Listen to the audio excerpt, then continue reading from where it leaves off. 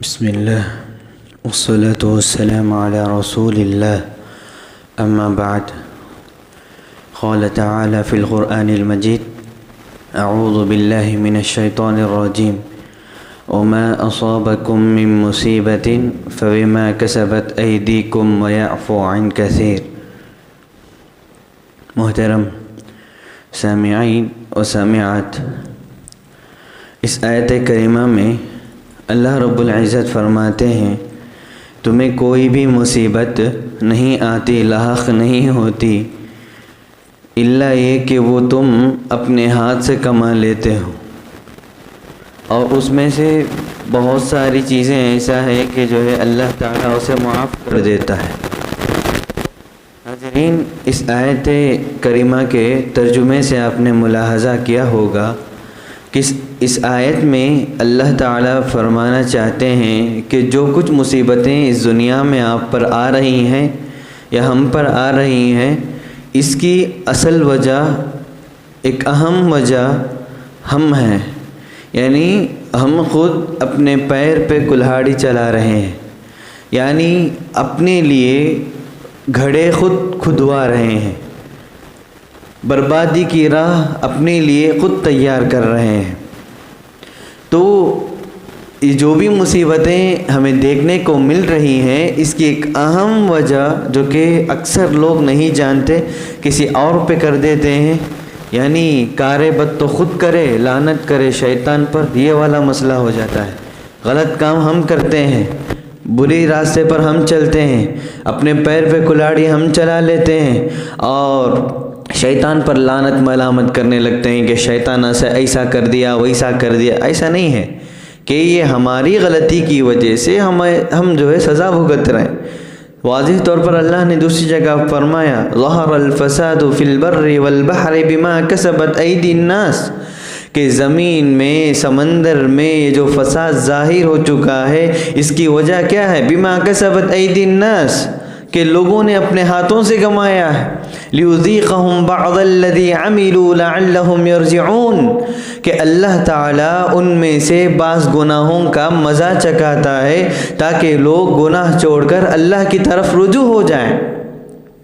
یہ آیت پڑھ کر میں آپ کے سامنے یہ بات واضح کرنا چاہتا ہوں کہ ہمارے معاشرے میں خصوصاً نوجوان ایک دو تین پریشانیوں سے دوچار ہیں، اس کو لے کر بات کرنا چاہتا ہوں۔ پہلی پریشانی ہر نوجوان کی، یا نوجوانوں میں سے اکثر کی پریشانی یہ ہے کہ وہ ڈپریشن کا شکار ہے، ڈپریشن کا شکار ہے۔ آپ دیکھیں، 13 سال کا بچہ ہے، 14 سال کا بچہ ہے، 15 سال کا بچہ ہے، پتہ ہے وہ کیا کہتا ہے؟ مجھے یہ زندگی پسند نہیں آ رہی ہے، میں مرنا چاہتا ہوں، مجھے زندگی سکون کی نہیں لگ رہی ہے، میں مرنا چاہتا ہوں، ڈپریشن کا شکار ہو چکا ہوں، مجھے چین کی نیند نہیں آ رہی ہے، سو نہیں پا رہا ہوں ڈھنگ سے۔ کیوں؟ کیا وجہ ہے تیرے اس ڈپریشن کا؟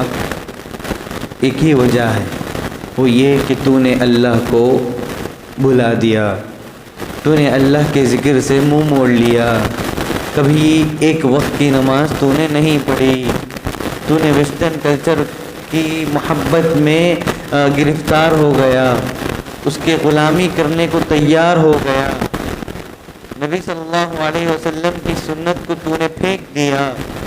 یہ ساری چیزیں آپ اگر دیکھ لیں، جو بندہ یہ کہتا ہے کہ میں ڈپریشن کا شکار ہوں، اس کی زندگی میں اوپر سے لے کر نیچے تک یا زندگی کا کوئی حصہ ایسے آپ کو نہیں ملے گا جو سنت سے میل کھاتی ہو یا شریعت کے مطابق چل رہی ہو۔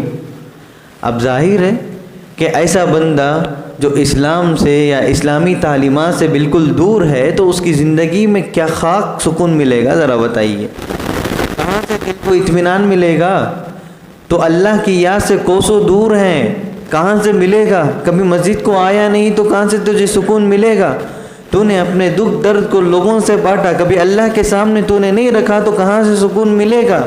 نہ کہیں جہاں میں اما ملی، جو اما ملی تو کہاں ملی، میرے جرم خانہ خراب کو تیرے عفو بندہ نواز میں۔ اے اللہ، میں سکون تلاش کرنے کے لیے پوری دنیا کا سیر کر لیا، لیکن سکون مجھے کہیں بھی نہیں ملا۔ سکون ملا تو بس تیری بارگاہ میں، تیرے سامنے جھک کر، تیرے سامنے ہاتھ پھیلا کے، یہاں سکون ملتا ہے بھائی. ڈپریشن کا شکار ہوں, لہذا فلاں سنگر کا فلاں سیڈ سانگ لگا دو, سن کر جو ہے میں اپنے دل پہ مرہم کر لیتا ہوں, لگا لیتا ہوں, دل کو سکون ملے گا. یہ ذہنیت ہے ہماری. اللہ کہتا ہے نہیں, سکون وہاں نہیں ہے. الا بذکر اللہ تطمئن القلوب. اے جاہلوں, اگر تمہیں سکون تلاش کرنا ہے تو اللہ کا ذکر کرو, وہاں پر تمہارے دل کو اطمینان ملے گا, سکون ملے گا. آؤ میری طرف آؤ, میری یاد کرنے سے تمہارے دل کو سکون ملے گا. سمپل سا قانون. اور اسی طرح آج کا ہمارا نوجوان جس کا شکار ہے وہ ہے بے علمی. ذہن کا کمزور ہو جانا, حافظے کا کمزور ہو جانا. اس کی کیا وجہ؟ اس کے گناہ ہیں. یاد کر رہے ہیں چیزیں لیکن بھول جا رہے ہیں. کوئی بھی بات ہمارے ذہن میں محفوظ نہیں رہ رہی, اور خصوصاً علم ہمارے دل سے جا رہا ہے, ہمارے دل سے جو ہے نکل رہا ہے. پڑھ رہے ہیں, چیزیں محفوظ نہیں ہو رہی ہیں. کیا وجہ ہے اس کی؟ کیا وجہ ہے؟ اللہ نے کہا ان تتقوا اللہ یجعل لکم فرقانا. اے لوگوں, اگر تم تقوی اختیار کرو گے, اللہ سے ڈرو گے, تو اللہ تمہیں فرقان عطا کرے گا. کیا ہے فرقان؟ اچھی چیز اور بری چیز میں تمیز کرنے کی صلاحیت. وہ جو ذہن جو کہ پختہ حافظہ جسے ہم کہتے ہیں, اللہ وہ چیز عطا کرے گا جب ہم اللہ کے لیے تقوی اختیار کرتے ہیں, اللہ سے ڈرتے ہیں. لیکن ہم اللہ سے ڈرتے نہیں, اللہ کا تقوی اختیار نہیں کرتے, اور ہم سوچتے ہیں کہ جو ہے امام ذہبی بن جائیں, وکیع بن جراح بن جائیں, ابن حجر جیسا حافظہ مل جائے. ناممکن ہے. امام شافعی رحمہ اللہ وکیع بن جراح کے پاس شکایت لے کر جاتے ہیں. ابن حجر رحمہ اللہ وکیع بن جراح کے سلسلے میں کہتے ہیں سبحان اللہ, ان کا حافظہ ایسا تھا وکیع بن جراح کا کہ بہت ہی یعنی مضبوط قسم کا حافظہ. اگر ان کے نظروں کے سامنے سے کوئی بھی چیز گزرتی تو وہ اس کو فوراً جو ہے اپنے ذہن میں محفوظ کر لیتے. بس ان کے کانوں سے کوئی آواز ٹکراتی تو وہ یاد کر لیتے. اتنا زبردست حافظہ. امام شافعی رحمہ اللہ شکایت کرتے ہیں شکوت الی وکیع سوء حفظی. میں نے اپنے استاذ وکیع بن جراح سے میرے کمزور حافظے کے سلسلے میں شکایت کیا. فارشدنی الی ترک المعاصی. تو میرے استاذ وکیع نے کہا اے میرے بچے تو کیا کر, گناہ کو چھوڑ دے. فارشدنی الی ترک المعاصی واخبرنی بان العلم نور.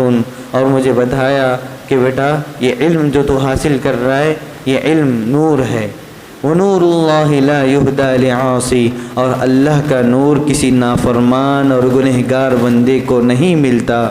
اگر تجھے اللہ کا نور چاہیے, علم کی روشنی چاہیے, تو سب سے پہلے گناہ کو چھوڑ دے.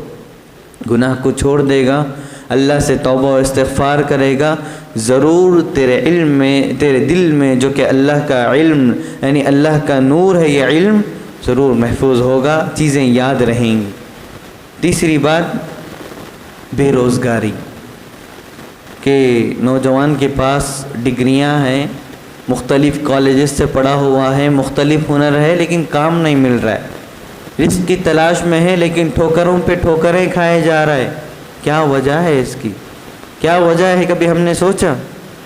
اس کی وجہ بھی یہ کہ ہم گناہ میں ڈوبے ہوئے ہیں, اللہ کی یاد سے دور ہیں, تقوی ہمارے دل میں نہیں ہے. اللہ نے کہا وَلَوْ أَنَّ أَهْلَ الْقُرَىٰ آمَنُوا وَاتَّقَوْا لَفَتَحْنَا عَلَيْهِمْ بَرَكَاتٍ مِّنَ السَّمَاءِ.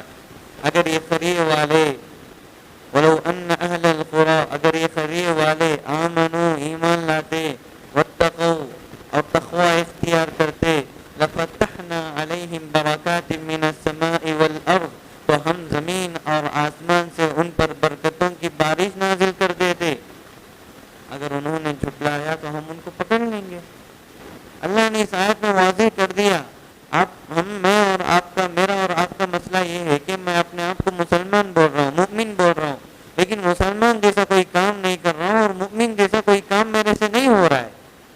تو ضروری ہے کہ آپ اپنے آپ کو مسلمان بولیں, مؤمن بولیں, تو اس کا عمل بھی کریں کہ آپ تقوی اختیار کریں, اللہ سے ڈریں, اللہ سے مانگیں, پھر دیکھیں کہ آپ پر برکتوں کا نزول کس طرح ہوتا ہے. پیارے نبی کہتے ہیں الرجل لیحرم الرزق من اجل ذنب یصیبہ، کہ انسان اللہ تعالیٰ اس کو ایک انسان سے اس کے رزق کو جو ہے محروم کر دیتا ہے جو کہ اس کو پہنچنے والا ہوتا ہے.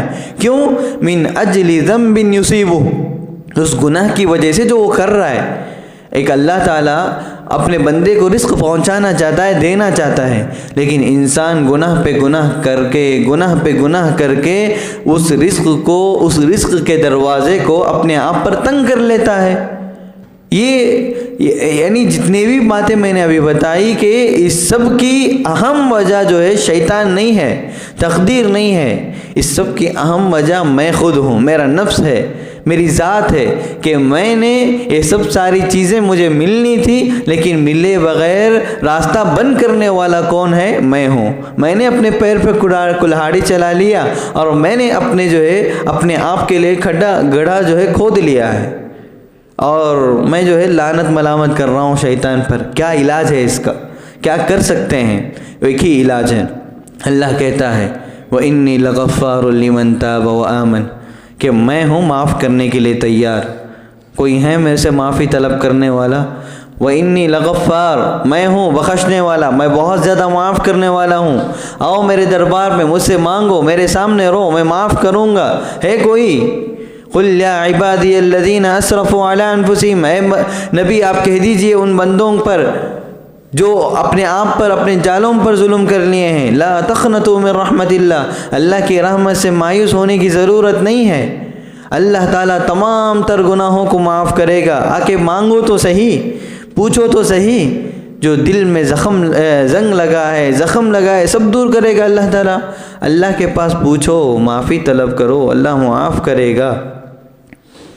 تو ان تمام چیزوں پر غور کرنے کی ضرورت ہے.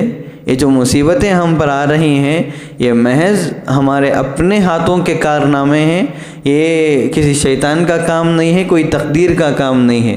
ہم نے تدبیر کو یعنی کوئی تدبیر ہی نہیں اپنائی، کوئی اچھے اسباب نہیں اپنائے، تو کہاں سے جو ہے اچھا رزلٹ ہمیں ملے گا. تو اللہ تعالیٰ سے دعا ہے کہ اللہ تعالیٰ ہمیں ان تمام چیزوں کو سمجھیں اور اس پر عمل کرنے کی توفیق عطا فرمائے. آمین. السلام علیکم.